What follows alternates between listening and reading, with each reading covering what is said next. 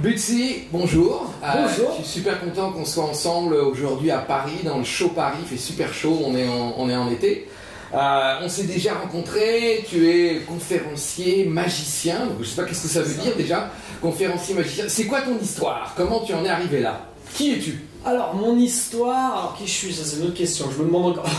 Non, mon histoire, c'est que j'étudiais, je faisais des études d'économie et j'avais commencé la magie à côté comme un petit hobby. Et puis je me suis dit que j'allais plutôt partir voyager plutôt que de m'engager dans un master parce que je ne savais pas du tout ce que je voulais faire de ces études que j'avais commencé. Donc après ma licence d'économie, je suis parti pendant 9 mois en Amérique latine, tout seul avec mon sac à dos. Wow. Et je savais où j'allais dormir les 2-3 premières nuits, mais le reste je ne savais pas trop. J'ai laissé j'ai suivi l'aventure, j'ai suivi les gens que j'ai rencontrés. Et au fur et à mesure de ce voyage, à chaque fois d'une auberge à l'autre, je faisais un peu de magie, j'échangeais contre des nuits, contre des repas, etc. Et donc je suis arrivé au Mexique, je suis descendu jusqu'à l'Argentine, et c'est au niveau de l'Équateur, donc à peu près après 4 mois de voyage, que j'ai commencé mon vrai boulot de magicien. Incroyable. Résident dans un bar, alors j'ai passé pas mal de détails, mais voilà, donc je faisais des spectacles 4 fois par semaine, etc. Et puis après, j'ai continué à voyager, donc c'était plus light, mais j'ai jamais quitté la magie des yeux. Et au fur et à mesure des rencontres de magiciens par-ci par-là, qui m'ont encouragé à en faire mon métier, quand je suis revenu en France, j'ai décidé de me lancer. Je me suis lancé en tant qu'entrepreneur, auto-entrepreneur, et je suis devenu magicien. Et là aujourd'hui, je suis conférencier. Alors ce qui s'est passé entre les deux, il y a eu 7 ans d'aventure. Mais en gros, j'ai travaillé en tant que magicien dans des trucs particuliers pour les entreprises, les anniversaires, etc. Après, j'ai commencé à créer des illusions. En même temps, j'étudiais en tant qu'acteur. Tu crées tes propres illusions. Voilà. Ouais, on va revenir là-dessus. Vas-y. Voilà, alors, c'est parti, je pense, plus d'une crise un petit peu dans mon art que j'ai eu où mon hobby, ma passion, c'était devenu mon métier. Et quand ça devient notre métier, il y a une partie un peu... je cherche le mot d'enthousiasme ou de passion, justement. Justement, on la perd quand ça devient son métier, on fait un peu tout le temps la même chose, quoi. Et je me suis dit, il faut que je cherche du sens, et j'en ai parlé à des amis magiciens, des mentors que j'avais, et ils m'ont dit qu'il fallait plutôt que j'essaye telle et telle direction, plus rencontrer d'autres artistes, etc. Et je me suis rendu compte, en fait, qu'une des manières, alors plus de sens dans mon art, c'était de créer mes propres scénarios, mes propres personnages, mes propres illusions, etc. Et de fil en aiguille, j'en suis arrivé à pouvoir créer mes propres illusions. Alors au début, c'était juste changer une phrase au début, une manipulation parce que j'aimais pas trop. Après, changer la présentation. Et puis en fait, après, tous ces petits changements ont des gros impacts et on apprend à changer plus de choses, à créer ses propres illusions. Mais c'était aussi un gros cheminement, quoi. Alors du coup, on passe de magicien, l'illusion, à la création. Ouais. Et du coup, maintenant, la créativité. C'est ça. Donc maintenant, je me suis spécialisé dans ce domaine de la créativité. Alors, de par les illusions que j'ai créées, évidemment, parce que c'est vraiment ça qui a fait que j'ai pu structurer ma façon de penser, ma façon créative de penser. Parce que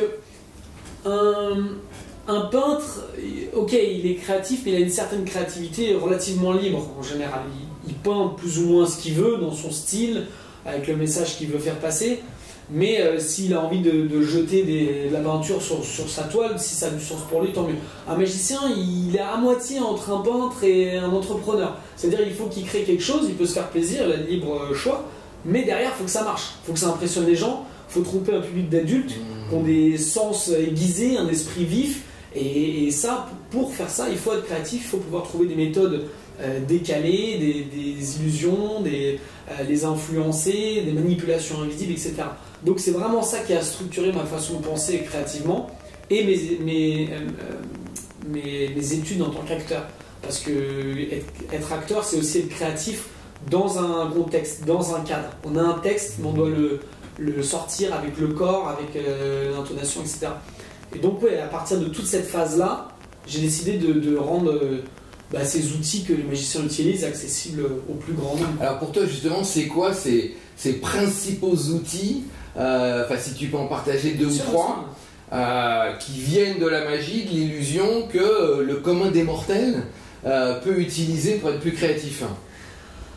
Alors déjà, je reviens sur le commun des mortels. Ce qui est super intéressant que tu dis ça, parce que tu le dis évidemment avec humour, mais il y a beaucoup de gens qui pensent que pour devenir magicien, alors je ne parle pas de ceux qui pensent qu'on doit avoir des vrais pouvoirs magiques, mais qui pensent qu'il faut déjà avoir des prédispositions incroyables. Et je pense que c'est pas du tout le cas. Aujourd'hui, il n'est pas obligé d'être un magicien avec un costume à paillettes et sur scène. On peut être un magicien introverti, on peut être un magicien d'1m10, un magicien de 3m12. Peu importe, il y a des mille et un styles et tout le monde peut le devenir, on peut tout s'apprendre. Et j'ai oublié la question initiale. Oui, il y a eu les outils. Les outils qui viennent de l'illusion et de la magie qu'on peut utiliser en créativité. Et bien il y en a plein, ce sont des principes universels de créativité. Mais c'est vrai que nous les magiciens, on est très proches de notre esprit d'enfant déjà. Donc ça, j'en parle beaucoup dans mes conférences, ateliers, etc.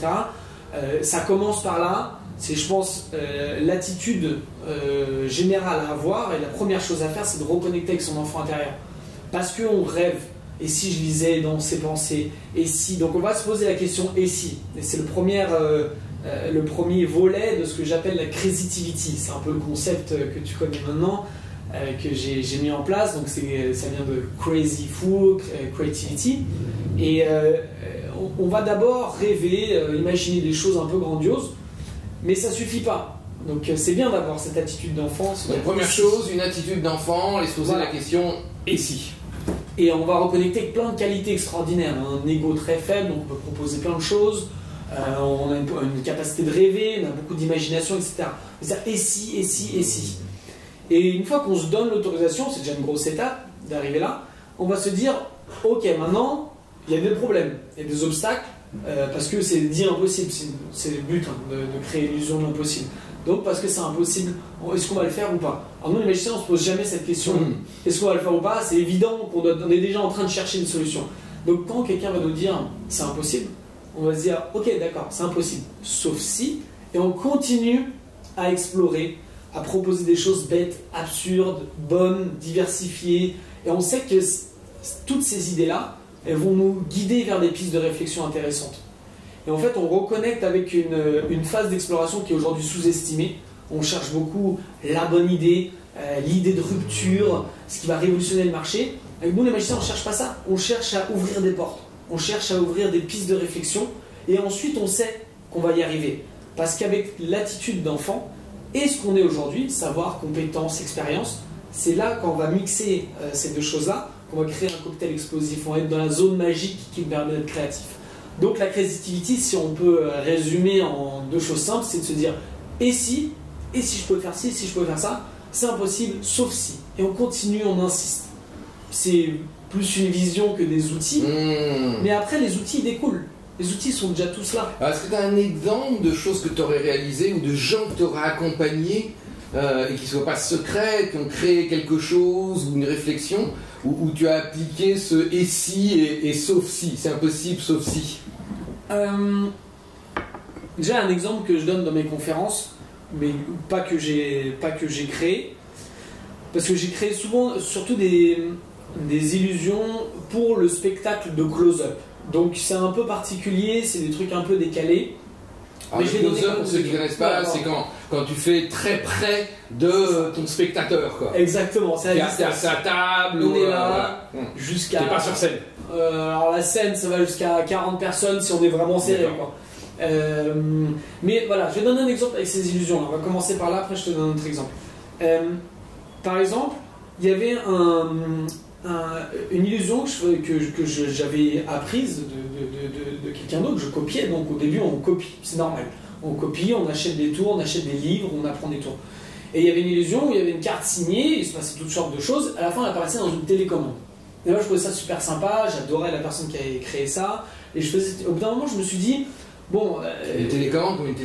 Une télécommande de la télé, ouais. Donc il ouvrait le compartiment où il y a les piles, ça marchait plus, la carte n'arrivait plus à remonter sur le dessous du paquet, c'était ça l'effet. Ça marche plus, on ouvre la télécommande et là, la carte sort signée de spectateur.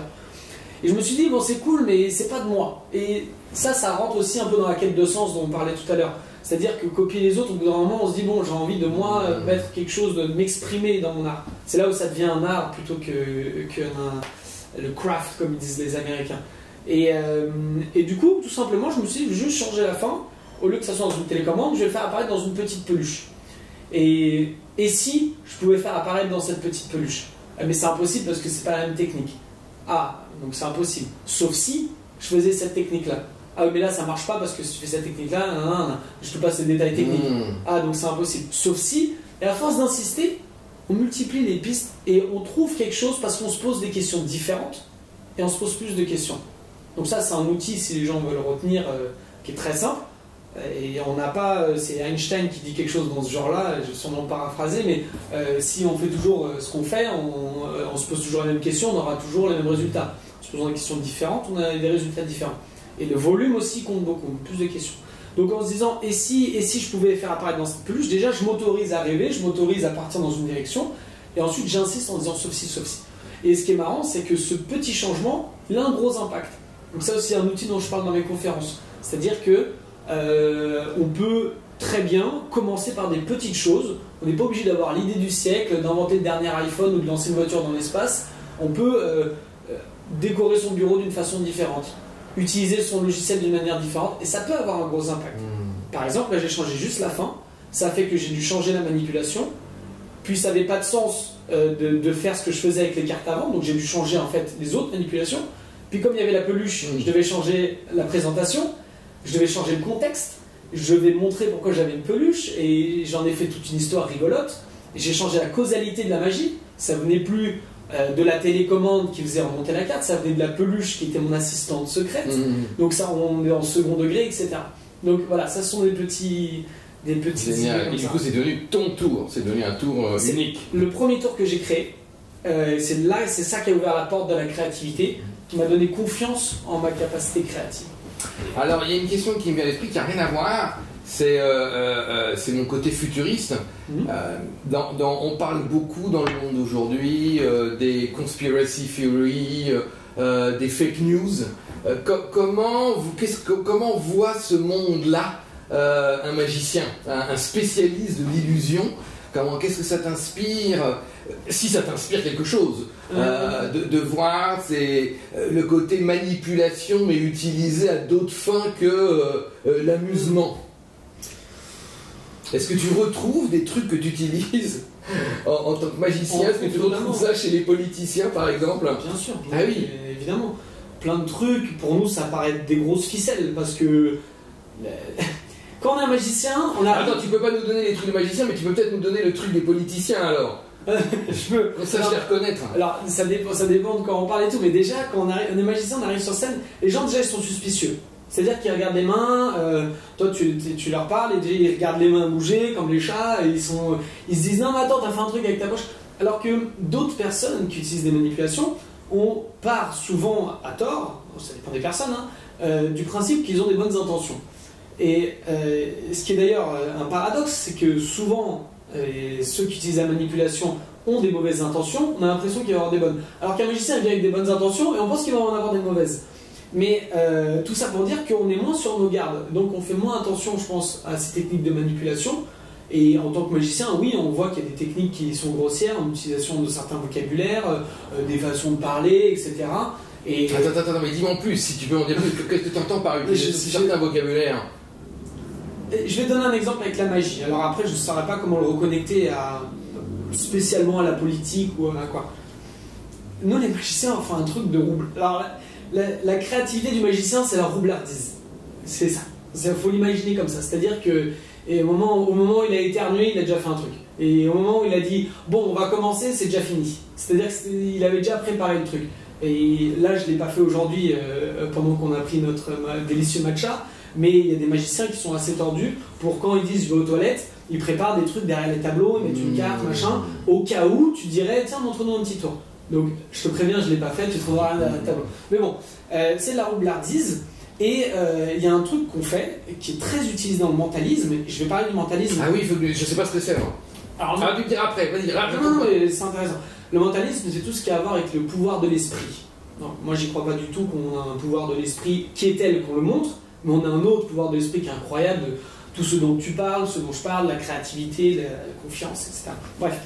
Et il y a beaucoup de gens qui qui en profitent de ça, qui font semblant d'avoir des pouvoirs, qui font semblant de pouvoir lire les gens, de pouvoir prédire le futur, etc. Alors que nous, les magiciens, ça nous fait sourire. On voit très bien ce qu'ils sont en train de faire. Par exemple, il y a un truc qui est très souvent fait, c'est que on va redire ce qui s'est passé après que ça soit passé. Donc par exemple, on va faire un truc de mentalisme. Le but du mentalisme, c'est de capturer une information. Donc, après je vais te parler d'une autre technique, après on va fermer ce chapitre, mais par exemple, je vais te dire, écris sur un papier un mot auquel tu penses, peu importe. Moi, ce papier, à un moment donné, je vais le lire, c'est sûr, mais toi, tu le sais pas. Mais je vais faire un truc, soit je vais le déchirer, soit je vais, en le prenant, en le posant sur la table, j'ai déjà échangé avec un autre, et en discutant, moi je suis en train de le lire parce que je l'ai empalmé. C'est des trucs de roublard où tu te dirais, mais c'est pas possible, c'est pas ça. Mais tout ça, avant de commencer, c'est déjà fait. Le papier, l'information a été capturée. Ça, c'est des choses que les gens ils font, par exemple, pour leur dire, pour leur lire, il y a 10 de bonne aventure, des choses comme ça. Donc, toi, tu es persuadé que tu as écrit sur un papier que c'était secret, mais déjà, c'est fini. Moi, je connais déjà. Ensuite, c'est juste la façon dont je vais le révéler. Ensuite, avec les informations que tu me donnes, etc., je vais mettre dans un package où je vais te dire, mais dis-moi, c'était pas par hasard le chiffre 36 auquel tu pensais tout à l'heure? Tu vas dire, ah, incroyable. Ça, c'est l'expérience, les faits. Maintenant, moi, avant de se quitter, je vais te la raconter d'une autre manière. Pour que toi, quand tu partes, tu aies l'impression que ça s'est passé de cette manière-là. Donc, rappelle-toi, les faits, c'était quoi? Tu as écrit sur un papier. À un moment donné, j'ai fait un truc, je l'ai pris, etc. Et ensuite, je l'ai deviné. Quand on a terminé, je vais dire, bon, on est d'accord, imaginons qu'on a un public, hein. On est d'accord qu'on n'a rien arrangé du tout. Toi, tu dis oui. Je veux dire, tu as pensé à n'importe quel chiffre, tu as eu libre choix. Et tu m'as rien dit du tout, et moi, je l'ai deviné. Et ben en fait, là, je t'ai réécrit l'histoire, parce que j'ai enlevé le papier. Je t'ai pas dit, tu l'as écrit sur un papier. Je t'ai dit, tu as pensé à n'importe quel truc. Je t'ai pas dit, je l'ai posé sur la table. J'ai juste dit, t'as pensé et moi j'ai deviné. Toi t'as dit oui. Donc ensuite quand je vais partir, toi t'auras une autre histoire. Tu vas me dire, le mec c'est incroyable, j'ai pensé à un truc, il a deviné, il l'a lu dans les pensées. Et ensuite quand tu vas raconter à quelqu'un d'autre, lui il va le raconter encore d'une manière différente. Sans que tu dises quoi que ce soit, il peut lire dans tes pensées. En fait on transforme l'histoire et on le fait pour la bonne cause, parce que normalement un magicien qui se respecte ou un mentaliste qui se respecte, il le fait pour le spectacle, pour s'amuser. On sait qu'il n'a pas de vrai pouvoir, mais on s'en fout, on joue le jeu pour le rêve. Et ça, il y a beaucoup de gens qui le font. C'est-à-dire qu'ils vont, dans les hommes politiques, dans des gens qui vont manipuler l'information, ils vont faire toutes sortes de choses, et ensuite, à la fin, ils vont raconter comment ça s'est passé en enlevant les détails gênants. Ah oui, donc ils reformulent. Et on va reformuler. En oubliant les détails gênants, ou en tout cas en refaisant, ils réécrivent l'histoire. C'est pas forcément faux, voilà. mais c'est du mensonge par omission, quoi. Exactement, et ça c'est qu'une technique avec un exemple très direct, tu vois. Et de temps en temps, déjà, comme raconte un tour, ça me fait marrer. Parce que les gens, ils oublient 90% des choses qui se sont passées. Ils vont te dire, ah, j'avais une carte, elle était dans la main, d'un coup, elle était dans la télécommande. Alors qu'il s'est passé 10 000 trucs au milieu, parce qu'à la fin, j'ai raconté ça de manière rapide, et lui, il s'est rappelé des faits marquants. Donc, par exemple, un politicien utilise certains mots de vocabulaire, il va dire, à la fin, il va peut-être faire alors, je ne veux pas m'aventurer dans le monde politique parce que je ne suis pas un spécialiste, je n'ai pas étudié les trucs, mais dans les manipulateurs, les gourous, les manipulateurs spirituels, etc., de gens de sectes ou de certaines religions qui vont manipuler des tonnes de gens, ces gars-là, ils utilisent la magie. Ces gars-là, ils utilisent la magie. Et il y a même des émissions aux États-Unis, par exemple, alors là encore une parenthèse, hein, mais un mec qui s'appelait James Randi, et il avait une émission aux États-Unis où il invitait des gens qui se disaient avoir des pouvoirs magiques, ils peuvent sentir les auras, ils peuvent voir dans ton futur. Et il disait, il n'y a aucun souci, tu viens dans mon émission, tu as l'occasion de le prouver. Et lui, il approchait l'expérience de manière scientifique. Il disait, voilà, alors toi tu dis que tu peux voir les auras des gens, on va mettre 5 personnes derrière des portes, et tu fermes les yeux, on va les mélanger, tu vas me dire quelle est... Et à chaque fois ça foirait évidemment, parce que les mecs ils n'arrivaient pas à le prouver. Mais parce qu'ils avaient l'habitude de manipuler verbalement, ils avaient l'habitude de raconter l'histoire d'une manière différente. Et ce mec-là, il a ridiculisé la plupart des charlatans de ce monde-là, qui allaient dans son émission et qui étaient incapables de prouver. Et il avait un prix d'1 million de dollars. il leur donnait 1 million si le mec arrive à le prouver. Bah, le prix n'a jamais été... Ouais, on a eu en France comme ça, j'ai oublié comment il s'appelait. Ah, mais c'était plus de ma génération, de ta génération, j'arrive plus à te souvenir. Si je retrouve, je le mettrai. Il faisait quoi? Un magicien comme ça qui disait voilà, je paierais pareil, je paierais je sais plus combien, c'est pas des dollars, j'imagine, c'était peut-être 1 million de francs à l'époque, c'est avant l'euro. Voilà, j'ai oublié son nom. Mais en fait, ce que les gens. Gérard Majax. Gérard Majax, ouais. Il avait fait ça à un moment. C'est parti de cette génération qu'on avait marre des charlatans, simplement, et qui voyaient les trucs, qui disaient mais les gars, arrêtez avec vos cuillères qui se mettent contre le corps, on sait tous comment c'est fait. Les cuillères qui se plient comme ça, bah moi je le fais, hein, tu l'as vu, j'ai fait un avec la fourchette. Et moi je croyais que c'était vrai. Mais non, mais c'est important de pas casser le truc, de dire c'est faux, hein, c'est faux, évidemment, pas casser, mais de dire on s'entend que c'est pour se marrer. Et ça c'est très important. Et nous les magiciens, on veut croire au pouvoir magique. C'est un mec qui vient et qui arrive à me prouver qu'il peut vraiment le faire. Mais je l'accueille à bras ouverts, mais c'est pas arrivé encore dans l'histoire. Donc, enfin bref, donc tout ça pour dire qu'il y a mille et une façons de parler, de soutirer des informations, de raconter l'histoire, de faire tout ça. Alors, comment soutirer l'information? Ça tu m'as pas dit ça. Par exemple, il y a un truc qui s'appelle la lecture à froid. Alors ça c'est le truc il y a des bouquins dessus, mais des gens ils vont aller voir une voyante ou des gens qui peuvent lire leur futur, et avant que je dénigre ça, ça peut être positif. C'est-à-dire qu'on peut aller voir quelqu'un qui va vous dire vous allez avoir beaucoup de succès, vous allez rencontrer quelqu'un d'extraordinaire, vous y croyez, vous avez l'esprit ouvert, ça vous arrive, vous avez du succès. Tant mieux, moi j'ai rien contre ces gens-là. Ils restent dans le positif. Et il y en a qui le font exprès dans le positif pour aider les gens. Mais il y en a beaucoup, ils le font pour soutirer de l'argent. Et ces mecs-là, ils ont des techniques en fait pour parler. Alors je vais donner la base de la lecture à froid. C'est que, à froid, pourquoi? Parce que je te connais pas. Imaginons qu'on ne se connaisse pas du tout. T'arrives, bon déjà c'est déjà plus très froid parce que j'ai mis l'information sur toi, la façon dont tu t'habilles, la façon dont tu te tiens, la façon dont tu fais ça quand je parle, je dis ok lui il est de telle manière, telle personnalité, il y a des gens c'est des maîtres pour voir déjà tout ça. Ensuite, moi je vais commencer sur une piste et si tu me dis oui, je vais continuer sur cette piste là. Si tu fais non, ben moi je vais dire oui mais rien avec ce vocabulaire. Alors je suis pas du tout un spécialiste mais essayons. Je te dis, toi tu as fait des études qui sont plutôt liées avec les lettres, donc toi, voilà, c'est pas les lettres, mais voilà. Donc ensuite je vais me rediriger. Donc c'est-à-dire que j'avoue pas que je me suis planté, mais je me redirige. Et ensuite, si tu me dis oui, c'est vrai que ça avait plutôt à voir avec les chiffres. Donc dire ah ouais, donc tout ce qui était maths et ceci t'adorais. Donc tu me dis oui. Et en fait, ce qui va se passer, et c'est dans le cerveau humain, c'est comme ça. C'est que quand on va quitter cette pièce, tu vas te souvenir que de l'information que j'ai devinée, 1 sur 10 positive, et tu vois, il y en a 9 qui vont être éliminées. Donc tous les trucs où je me suis planté, je t'ai dit que tu aimais les lettres, et t'as dit non, mais parce que je l'ai tourné de cette manière-là, etc. Et j'ai pu lire sur ton visage, c'est la lecture à froid, tout ça tu vas oublier. Donc les gens qui vont voir des voyantes ou qui vont lire le futur, qu'est-ce qui se passe? Ils vont voir quelqu'un qui leur donne des phrases bateau. Je pense que tu es quelqu'un pour qui la justice est une valeur très forte. Qui va dire non? Il a des milliards de phrases bateau comme ça. Et de temps en temps, il va tenter un petit risque. Et si la personne dit non, il dit oui, mais c'est pas ça que je veux dire. C'est qu'en fait, il redirige. Qu'est-ce qui se passe? La personne sort de cette séance-là et dit le mec, il a deviné toute ma vie.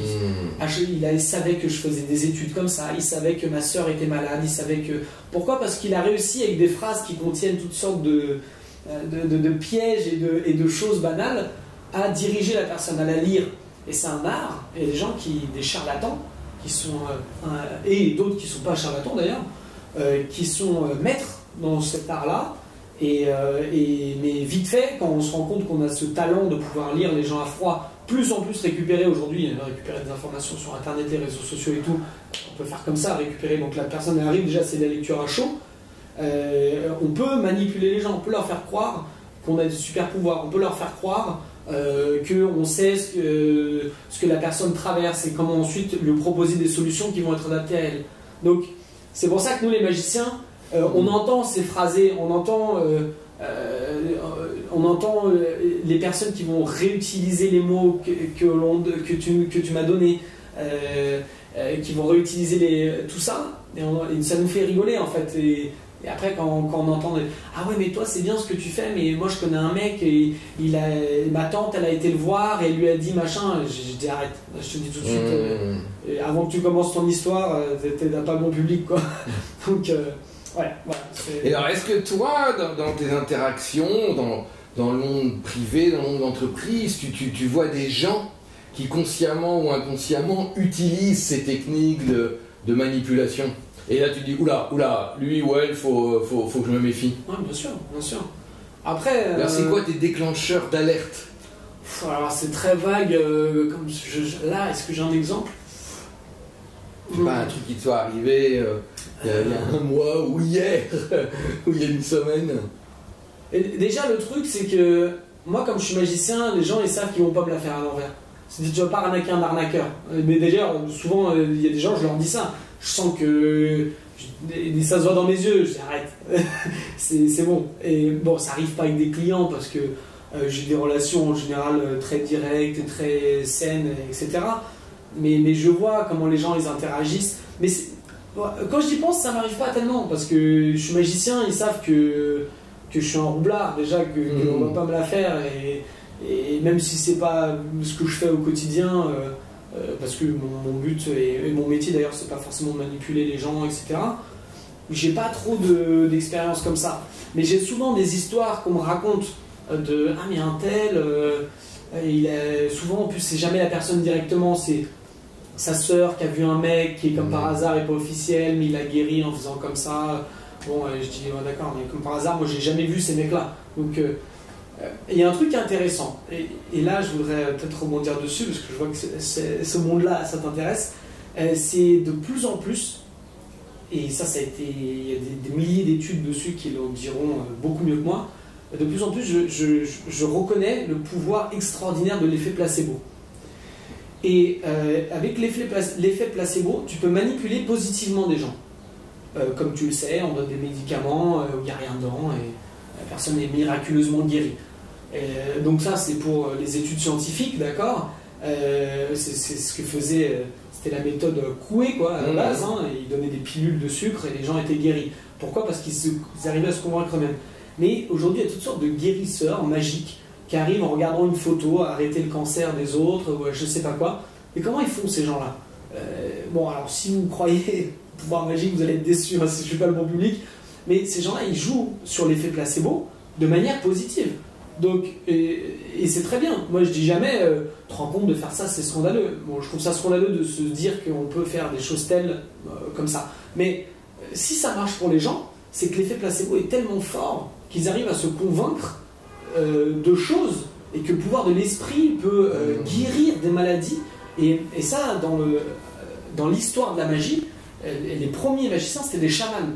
Les chamans, c'est ce qu'ils utilisaient. Ils utilisaient des remèdes qui étaient parfois étaient efficaces d'ailleurs, des herbes, etc. Et parfois totalement bidons, et parfois c'était un mix des deux. Et les gens étaient guéris, les gens voulaient y croire. Et ça, c'est extrêmement important. D'ailleurs, un livre que j'ai lu sur l'histoire de la magie et des premiers chamans, etc., il y avait une histoire qui sortait c'était des Indiens à l'époque. Et le mec, quand il faisait ces trucs magiques, la tente tremblait. Et en fait, c'était un étranger qui était allé voir ça, qui avait expérimenté ça. Et en fait, il disait qu'il y avait un gars qui secouait la tente. Mais les gens le voyaient, mais ils s'en foutaient. Ils voulaient croire à cette expérience. Ils voulaient croire. Donc il disait, tout le monde fermait les yeux sur ce mec qui secouait la tente dans un coin. Ils voulaient pas. Ça faisait partie de l'expérience, ça faisait partie de la guérison. Et c'était implicite que voilà, on croyait en tout. Excellent. Et donc c'est une parenthèse. C'est le cas aujourd'hui quand on regarde la télé. Peut-être qu'il y a. Moi je ne regarde pas la télé. Parce que alors dernière question.